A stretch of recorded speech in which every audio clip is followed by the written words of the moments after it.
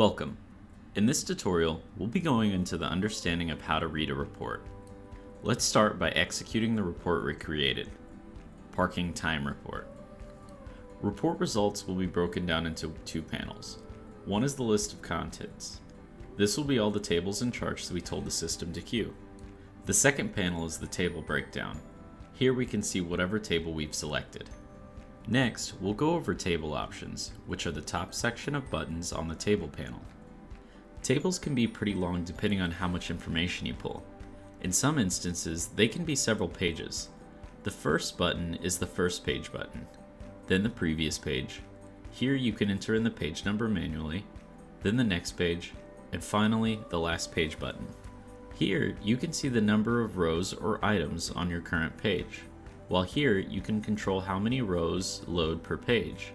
Although if you choose to queue a high number like 500 and also have a high number of columns, you can greatly increase your load times.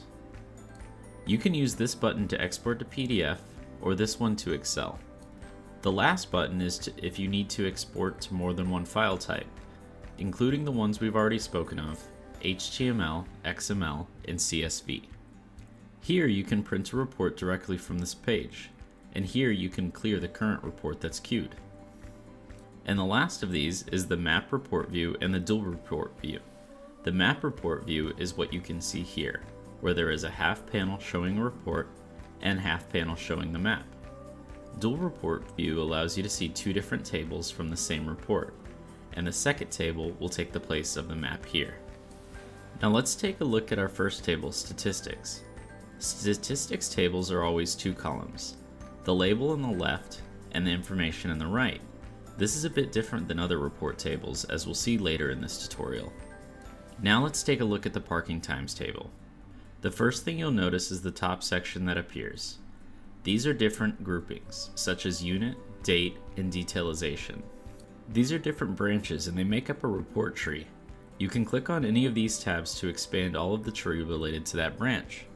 Or you can expand the pieces individually by clicking on the small plus symbol next to that row of information. Tables, on the other hand, are pretty simple. Labels are on the top and the information pulled is below. Some of the names of the columns should look familiar from the report creation tool, such as parking start, parking end, and parking time. If you also remember, we switched where the location labeled column was from the end to the top of the list. This effectively brought it from the left to the right columns. Next is the groupings we added, including unit, date, detailization, and row numbering. Without selecting unit as a branch, our table would summarize parkings for all units. By selecting this, we've broken those down into separate branches. By selecting date as a grouping, we've broken it up even further. Otherwise, it would summarize parkings for the whole time span that we've selected for each specific unit.